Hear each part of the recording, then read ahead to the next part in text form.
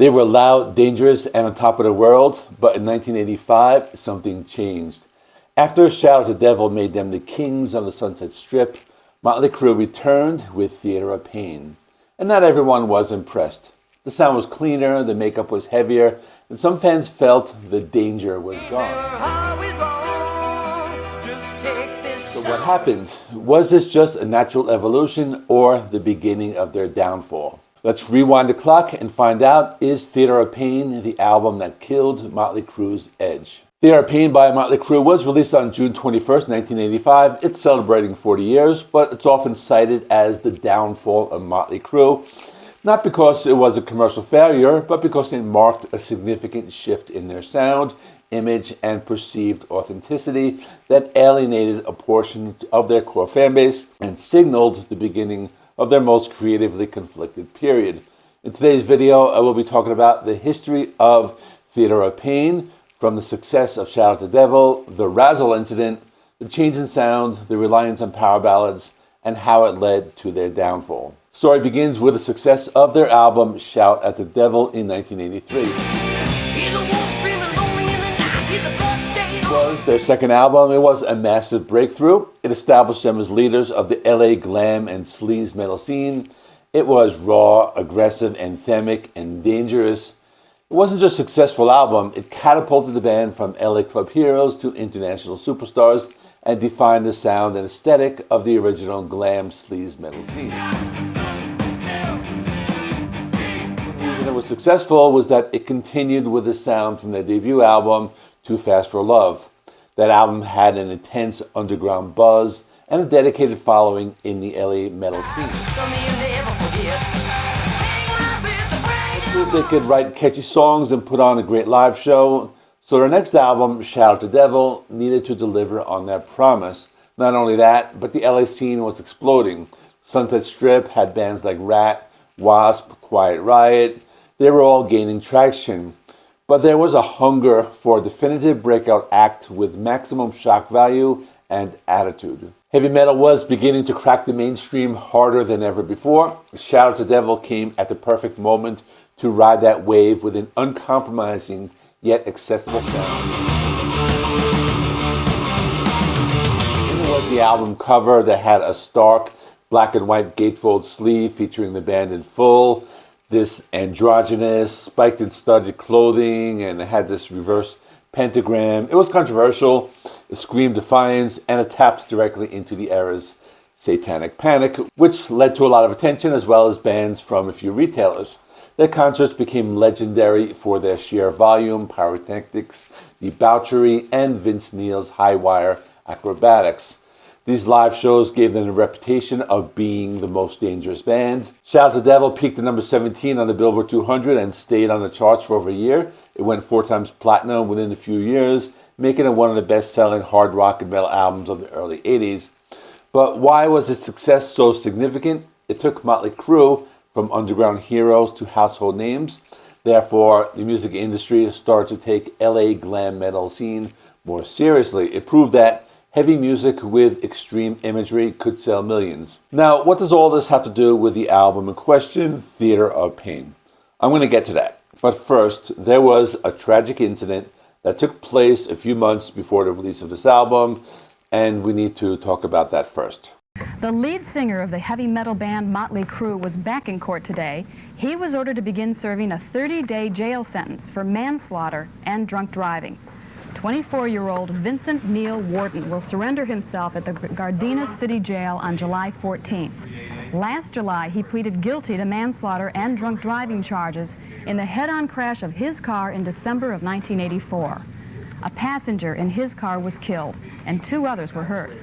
In a plea bargain arrangement, Wharton was ordered to pay $2.6 million to the 2 injured victims and to the estate of the passenger who died. I'm talking about the Razzle tragedy, which took place on December 8, 1984. This was the defining traumatic event. The story goes as follows. One night, Vince Neil was drunk and driving his car, and he crashed it. Nicholas Razzle Dingley, who was the drummer of Hanoi Rocks, was the passenger, and he lost his life, and 2 others were seriously injured in the crash. Neil was charged with vehicular manslaughter and driving under the influence, causing great bodily injury. In 1985, Neil accepted a plea bargain. He pleaded no contest to the vehicular manslaughter charge and guilty to the DWI charge. He was sentenced to 30 days in jail, but he only served 15 days. And he got 5 years probation and 200 hours of community service, which is pretty much basically nothing. He was fined $2.6 million, which was later reduced on appeal. He was ordered to pay $2.6 million in restitution to the victims. Not only that, but he faced massive civil lawsuits. These lawsuits reportedly cost Neil millions, including the loss of his house, cars, a significant portion of his future royalties. The crash threw the band's future into immediate jeopardy. At first, the band worried if Neil would go to prison for years. They worried if the band could continue without him. Elektra Records panicked. The band, mostly Neil, was devastated by guilt, grief, and trauma. Nikki Sixx and Tommy Lee were close friends to Razzle and Hanoi Rocks. Recording Theater of Pain began just months after the crash, amidst ongoing legal battles, Neil's sentencing, and the profound emotional turmoil. The sessions were described as dark, tense, and fueled by even heavier drug use, especially heroin for Nikki Sixx, which is a coping mechanism. Finally, pressure from the label to deliver a hit was immense. All this turmoil caused the band to change their sound and image. First single was a safe, nostalgic cover of Smokin' in the Boys' Room. And the second single was a power ballad called Home Sweet Home. But I'll talk more about those songs later. I want to talk about the recording process. The album was produced by Tom Werman, who also produced Shout Out the Devil. However, at this point, the magic was gone. Tom Werman wanted a cleaner, more accessible sound, while Nikki Sixx and Tommy Lee didn't like it, and he felt he was just making the band sound softer. The sessions were chaotic, filled with tension. There was also a lot of substance abuse, which hindered their focus and creativity. Also, Nikki Sixx and Tommy Lee felt Tom Werman was getting in the way of what the band wanted to do, particularly on the ballads. Not only that, but Mick Mars was battling chronic health issues and was often in pain. Neil was dealing with legal and personal issues related to the aforementioned car crash, and in general, the material was rushed. I got into Mötley Crüe probably in 1989 when they released Dr. Feelgood. After that, I went back and I bought all the previous albums, which was, I guess, 4 in total, including Theater of Pain. I remember not liking Theater of Pain as much as I liked the first 2 albums, but I thought the singles weren't too bad. I thought Smokin' in the Boys' Room was a pretty decent song. Back then, I didn't realize it was a cover, but I read in some metal magazine or rock magazine that it was originally done by Brownsville Station, though I never even listened to that band before. I also knew Home Sweet Home because it was all over MTV and the radio. It was such a popular song you couldn't escape it.